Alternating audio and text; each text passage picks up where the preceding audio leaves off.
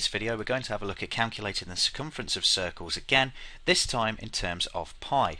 So in this particular example we're going to start with our formula. Circumference equals pi times by the diameter.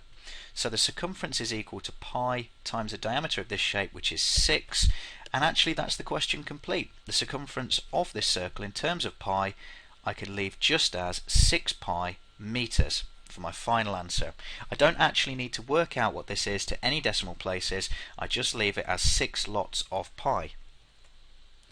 In this second example, slightly trickier because I'm given a radius. Again, just as I would do normally, I need to extend this and consider what the diameter of the circle would be. So in this case the diameter of the circle would be 10, and what I'm going to do is start with my formula. The circumference equals pi times the diameter, so the circumference is equal to pi times 10, and in terms of my answer the circumference in terms of pi is just 10 pi centimeters. This third example is probably the most tricky. Again, like in the previous video, I've changed the word circumference now for perimeter because this isn't just a whole circle I'm working out the perimeter for. So what we're going to do is we're going to pretend it's a whole circle and then work our way backwards from there. So starting off then, circumference equals pi times the diameter.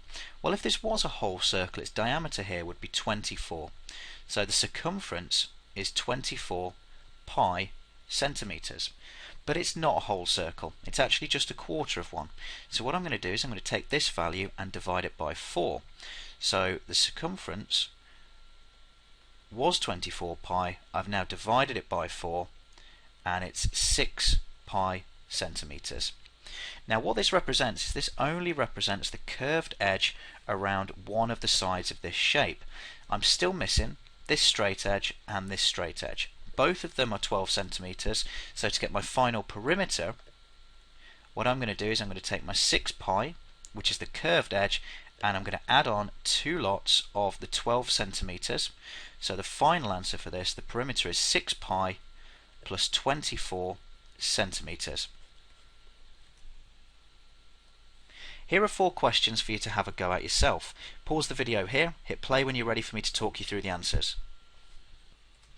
Okay, in this first one we're given a radius of 10, so I need to double that to work out that the diameter is 20, and the answer here for the circumference is just 20 pi meters.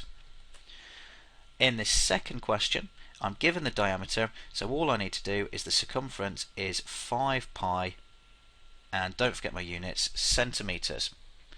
Question 3 is a little trickier. I need to think of it as a whole circle and then work my way backwards. So the circumference is pi times the diameter, which in this case is going to be 8, but I don't want that whole value, I'm going to need a quarter of it.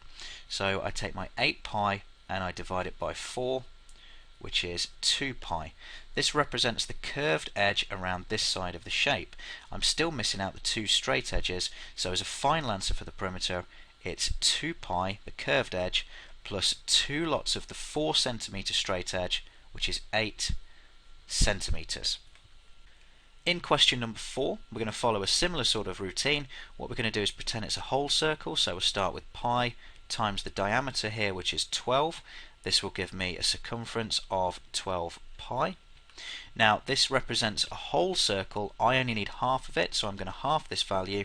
This tells me that the curved edge is actually only 6 pi. I'm still missing the straight edge, which is 12 centimeters, so I'm going to add that on for the perimeter of the shape, 6 pi plus 12 centimeters. Well done if you got all 4 of these correct. Thanks for watching.